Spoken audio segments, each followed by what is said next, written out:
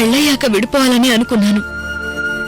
నాలోని అమాయకత్వం, నాలో ఉన్న భయం అన్నిటి గురించి ఆలోచించి పార్థు గారి 1 సంవత్సరం పాటు ఆయనతోనే ఉండమని చెప్పారు. ఏంటోదినా, ఇంకా గుర్తుకు రాలేదా? సౌండ్ పెంచితే అదే గుర్తొస్తుందిలే.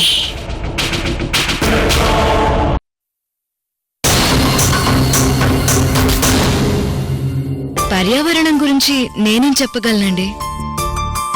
పర్వాలేదు మేడం, మీకు తెలిసినంత చెప్పండి. అదిగో ఒకసారి అలా చూడండి. పర్యావరణం అన్నది ఎవరి చేతుల్లోనూ లేదండి, మన చేతుల్లోనే ఉంది. చూశారు కదా, అక్కడ ప్రభుత్వం వారు చెత్తని వేయడానికి చెత్త కుండీని ఏర్పాటు చేశారు. కానీ చెత్తంతా అందులో వేయకుండా పక్కనే పడేస్తున్నారు. అదిగోండి అటువైపు చూడండి. చూసారా ఎంత ప్లాస్టిక్ చేతుందో? ప్లాస్టిక్ వాడడం వల్ల చాలా ప్రమాదం ఉంది. ఉదాహరణకి ఒక ప్లాస్టిక్ కవర్ భూమిలో కరగడానికి కొన్ని 100 సంవత్సరాలు పడుతుంది.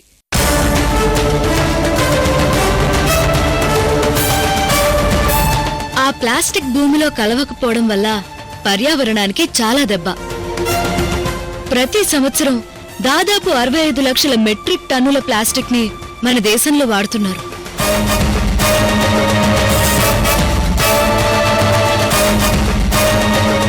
ఈ ప్లాస్టిక్ భూమిలో కలవకపోవడం వల్ల భూమిలోకి నీరింకదు. కాలవల్లో మురుగునీటి ప్రవాహానికి ప్లాస్టిక్ పదార్థాలు అడ్డుపడతాయి. మురుగునీళ్లు రోడ్లపైకి చేరుతాయి.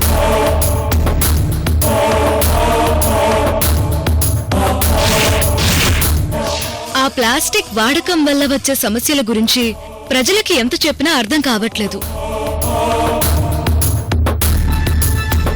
ముందు మనలో మార్పు వస్తే మన ఇంట్లో మార్పు వస్తుంది. ఇంట్లో మార్పు వస్తే ఊర్లోనూ మార్పు వస్తుంది.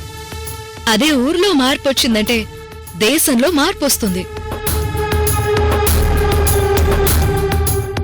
మనిషి ఆరోగ్యం ఇంటి ముందు, ఇంటి పెరట్లోనే ఉంటుందండి.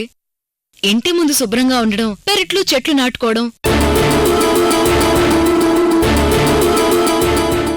ఈ 2 ఆరోగ్యానికి మంచిది.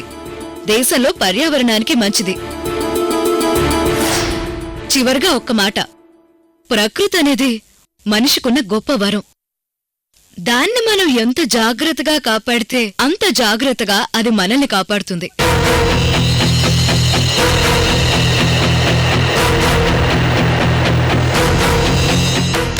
Wow!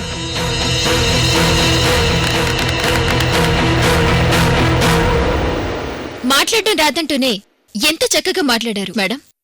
Thank you so much madam. Thank you for your cooperation madam. My pleasure. Welcome. ఇప్పుడు మనం వేరే వాళ్ళని అడుగుదాం.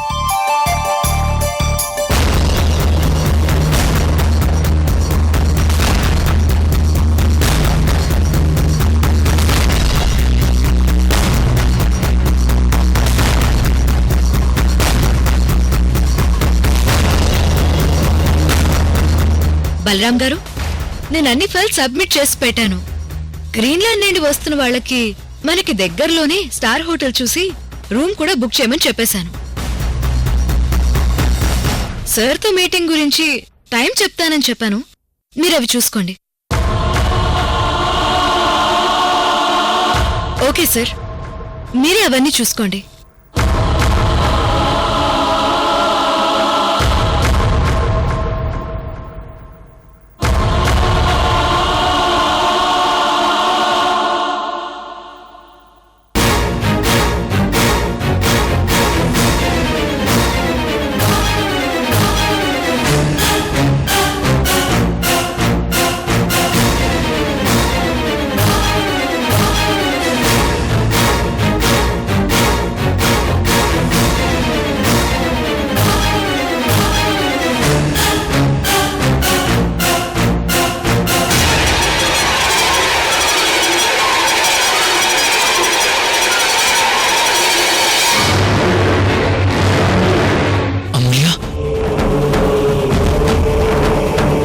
అమూల్య అమూల్య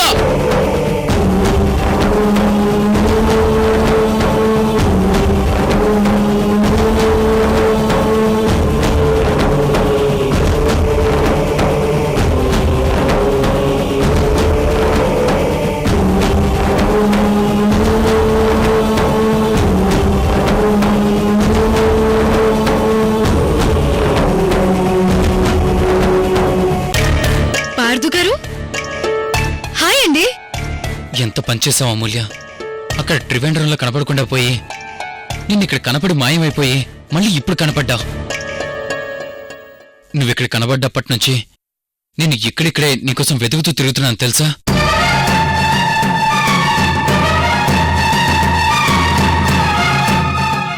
ఏం మాట్లాడుతున్నారు పార్థు గారు? ఏం మాట్లాడడం ఏంటి? నేను నీకోసం ఎంత టెన్షన్ పడ్డానో తెలుసా. సరే పద, ముందు మనం ఇంటికెళ్ళి అక్కడ తీరిగ్గా మాట్లాడుకుందాం. పార్థు గారు మీరు ఓకే కదా? ఓకే ఏంటి? అదే మీరు నార్మల్ గా బానే ఉన్నారు కదా అని అడుగుతున్నాను. అదేంటి అమూల్య? మరి లేకపోతే ఏంటి? నేను త్రివేంద్రం రావడం ఏంటి, అక్కడ మిస్ అవ్వడం ఏంటి? మనం హనీమూన్కి త్రివేంద్రం వెళ్ళాం కదా. హనీమూన్ కి త్రివేంద్రమా? అది మనిద్దరమా? అవును, నువ్వే కదా హనీమూన్కి వెళ్దామంటే నేను అప్పటికప్పుడు ఫ్లైట్ టికెట్స్ బుక్ చేశాను. అప్పటికప్పుడు కొట్టాయంలో హనీమూన్ బోట్ కూడా బుక్ చేశాను కదా. ఏంటి పార్థు గారు, నేను లేనని డ్రింకింగ్ మళ్ళీ స్టార్ట్ చేశారా? మెంటల్ గా ఏదేదో మాట్లాడుతున్నారు. నేను మెంటల్ గా మాట్లాడడం ఏంటి అమూల్య? నీకేదో అయిందే. ముందు నీ మెంటల్ కండిషన్ బాగుందో లేదో చెప్పు.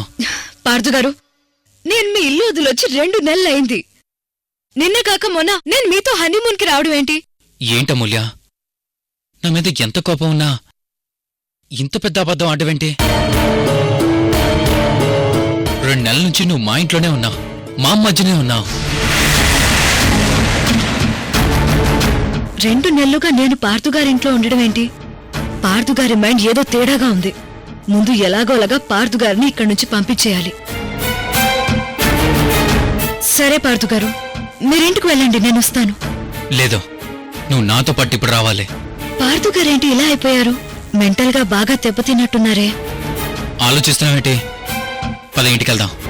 ఏమండి, మీరు చాలా విచిత్రంగా ప్రవర్తిస్తున్నారు. ఆ సువర్ణ మీకేదో మందు పెట్టినట్టుంది. సువర్ణ ప్రాబ్లం సాల్వ్ చేసి సువర్ణని పంపించేసింది నువ్వే కదా. సరే సరే, మీరింటికి వెళ్ళండి, నేను వస్తాను. లేదు, నువ్వు రావు, మళ్ళీ మాయమైపోతావు. ఇప్పుడు నువ్వు నాతో పాటు రావాలి రావాలి రావాలి అంతే.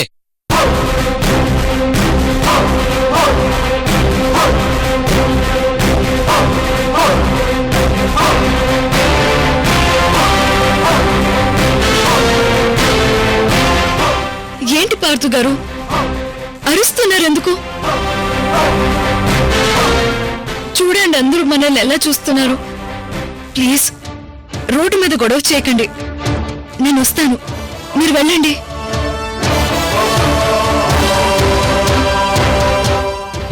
సరే, ఇక్కడ కనబడ్డావు కదా, హైదరాబాద్లోనే ఉంటావు కదా. రాకపోతే నిన్ను ఎలా రప్పించాలో నాకు బాగా తెలుసు. నీకోసం నేను మా అమ్మ ఇంట్లో ఎదురు చూస్తూ ఉంటా. రా.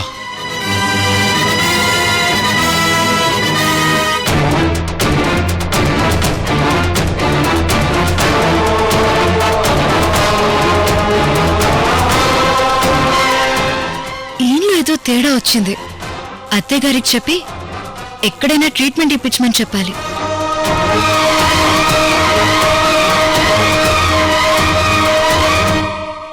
రెండు నెలలు అమూల్యం మన ఇంట్లో లేదనడమేంట్రా? నీతో కలిసి హనీమూన్కి కొట్టాయం కూడా బయలుదేరింది కదా. అదే నాకు అర్థం కావడం లేదమ్మా. అమూల్యకేమైనా పిచ్చి పట్టిందా? మనకి పిచ్చి పట్టిందంటుంది.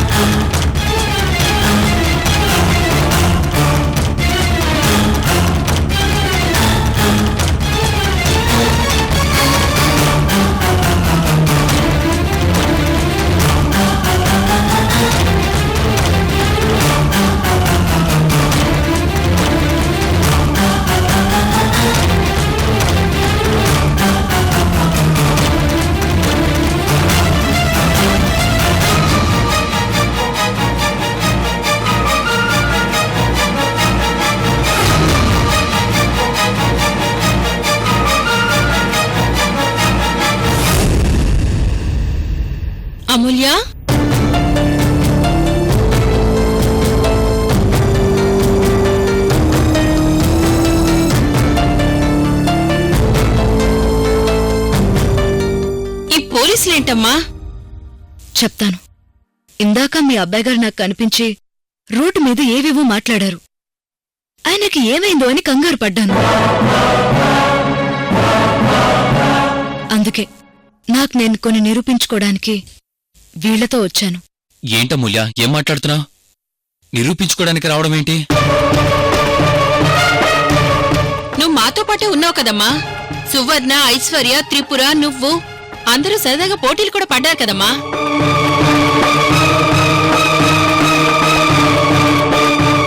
పార్థుగారు మాత్రమే ఇలా అంటున్నారని అనుకున్నాను. మీరు కూడా ఇలా మాట్లాడుతున్నారేంటి? నేను మీతో కలిసి ఉండడం ఏంటి? అదేంటమ్మా, సువర్ణ అసలు పార్దు మొదటి భార్యే కాదని, సువర్ణ చేస్తున్నదంతా మోసమని ఆధారాలతో సహా నిరూపించి సువర్ణని ఇంట్లో నుంచి బయటికి పంపించావు కదమ్మా. నేనా? అవునమ్మా. నేనెప్పుడు ఇదంతా చేశాను అత్తయ్య గారు?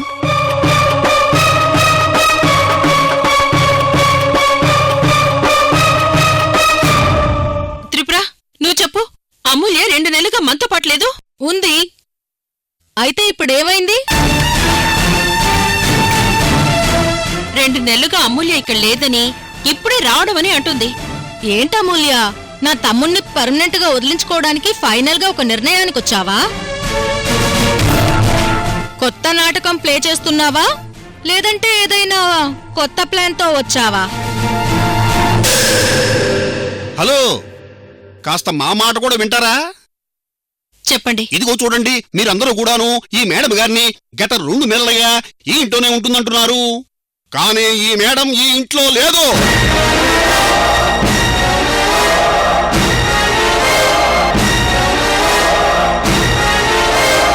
ఇక్కడికి 20 కిలోమీటర్ల దూరంలో కీసరా అనే విలేజ్ లో రెంటుకుంటున్నారు ఆవిడ.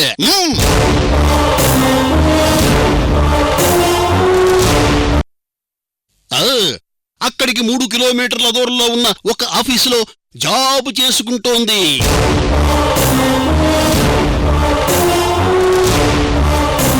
దీనికి సంబంధించిన ప్రూఫ్స్ కూడా ఉన్నాయి, కావాలంటే మీరే చూడండి.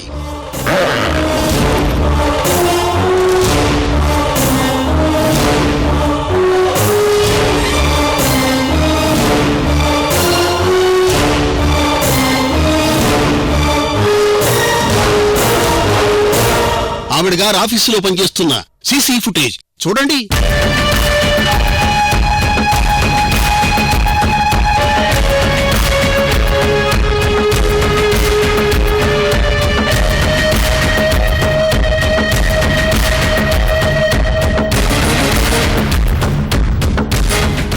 లేదు, ఆ సీసీ ఫుటేజ్ లో ఉంది నా కోడలు కాదు. నా కోడలు 2 నెలలుగా మాతో పాటు మా ఇంట్లోనే ఉంది. చూడండి అత్తయ్య గారు, నేను కనపడ్డం లేదని పార్థు గారు కంప్లైంట్ ఇచ్చారంట. దాంతో వీళ్ళు నా గురించి ఎంక్వైరీ చేసుకుంటూ నా దగ్గరకొచ్చారు. వాళ్ళు విషయం ఏంటో చెప్పారు. అలాంటిదేమీ లేదని ప్రూవ్ చేయడానికే ఇప్పుడు నేను వీళ్లతో మీ దగ్గరకొచ్చాను.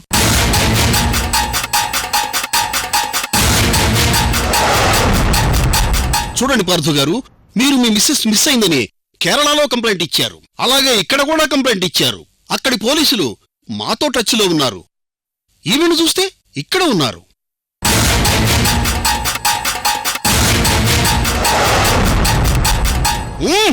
మా పోలీస్ చరిత్రలోనే ఇదొక విచిత్రమైన కంప్లైంట్. దీన్నింకా పెద్ద చేయాలని చూస్తే మీరందరూ ఈ కేసులో ఇరుక్కుపోతారు.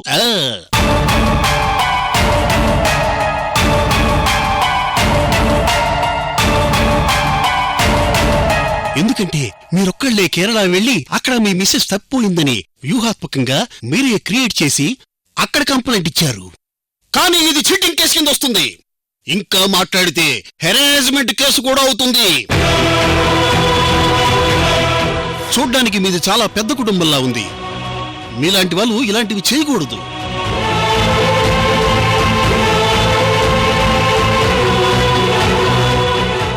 ఇక్కడ మేము ఏదో విధంగా మేనేజ్ చేస్తాం.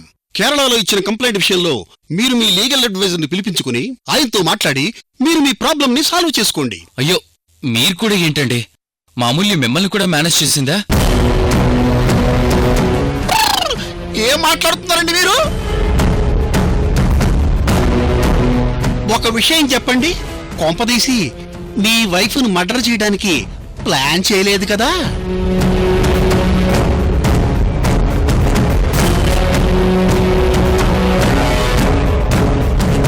కేరళలో ఉన్న కొట్టాయిని తీసుకెళ్లి అక్కడ ఫినిష్ చేసే ప్లాన్ లో భాగంగా ఇదంతా చేయలేదు కదా?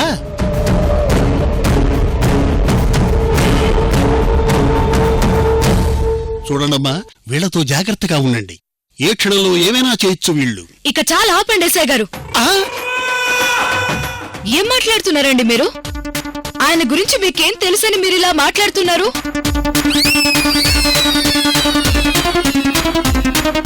అసలు పార్థు గారు ఎంత మంచివారో మీకు తెలుసా? అన్నపూర్ణ గారిది ఎంత గొప్ప మనసో మీకు తెలుసా? అబ్బబ్బబ్బబ్బా! అరెరెరెరెరెరే! అదేంటమ్మా వీళ్ళ గురించి అంత గొప్పగా మాట్లాడుతున్నావు? వాళ్ళు నా మీదున్న అభిమానంతోనూ ప్రేమతోనూ నన్ను వీళ్ళింటికి తిరిగి తీసుకురావాలన్న ఉద్దేశంతోనూ అలా కంప్లైంట్ ఇచ్చుంటారు.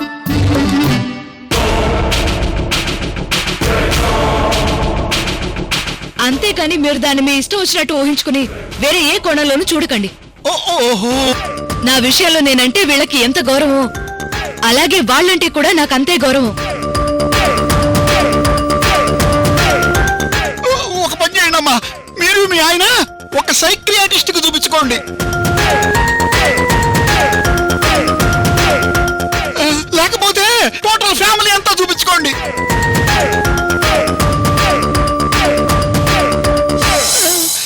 లేదా మీరంతా వెళ్ళి ఒక మెంటల్ హాస్పిటల్లో పర్మనెంట్ గా జాయిన్ అయిపోండి.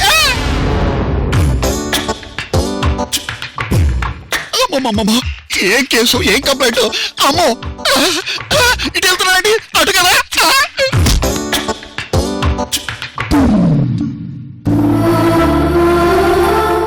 ఏంటమూల్య, మా మీద మాట పడినివ్వు.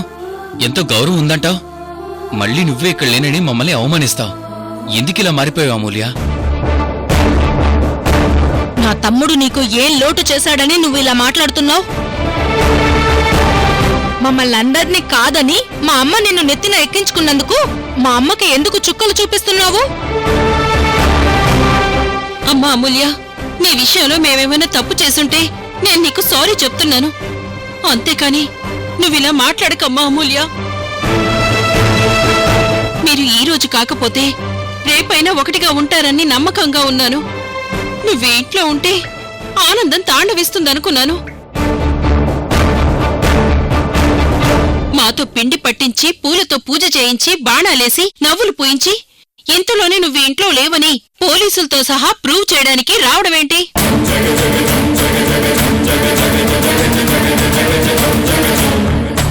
ఏం మాట్లాడుతున్నారు అత్తయ్య గారు? నేనేదో పోలీసుల్ని మేనేజ్ చేసి ఇదంతా చేశానని అనుకుంటున్నారా?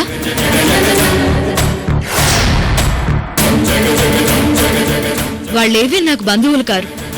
చట్ట ప్రకారం ఏం చేయాలో ఎలా చేయాలో అదంతా వాళ్ళు చేసుకుంటూ వెళ్లారు.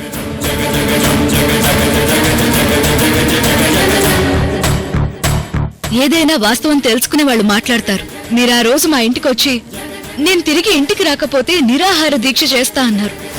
ఆఖరిసారిగా అదే నేను మిమ్మల్ని చూడ్డం.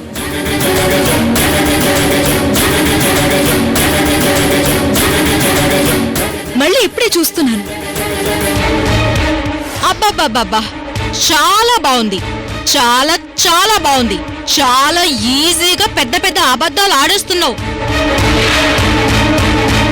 మా అమ్మ నిరాహార దీక్ష చేస్తుంటే నువ్వే కదా వచ్చి జ్యూస్ తాగించి మా అమ్మ నిరాహార దీక్ష ఆపించావు. నేనా? అవునమూల్య, ఇంకెక్కడికి వెళ్ళనని ఇక్కడే ఉంటానని నువ్వు మా అమ్మకు మాట కూడా ఇచ్చావు. నేను మాట ఇవ్వడం ఏంటండి? ఆహా, నువ్వు మాట ఇవ్వలేదమ్మా. ఆ కృష్ణుడు నీలా వచ్చి నాటకమాడి మా అమ్మకి మాటిచ్చాడంటావా?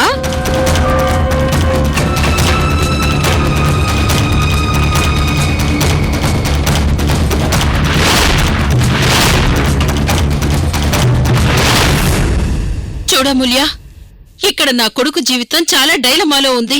వాడి జీవితంలో వాడెన్ని కలలు కన్నాడో తెలియదు కాని నేను మాత్రం వాడికన్నా ఎక్కువ కలలు కన్నాను.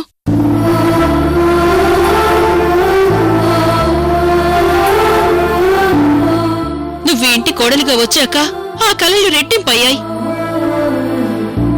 అసలు నీ మనసులో ఎలాంటి ఉద్దేశం ఉందో తెలుసుకోకుండా నేను అలాంటి కలలు కండం తప్పే, కాని తల్లిగా తప్పలేదు.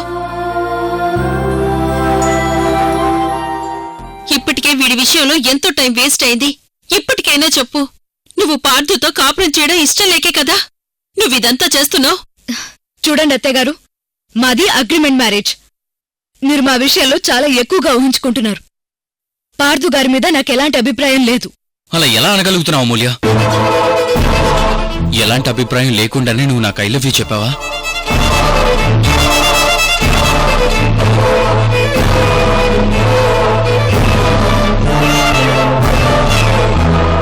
నేను మీకు ఐ లవ్ యూ చెప్పానా?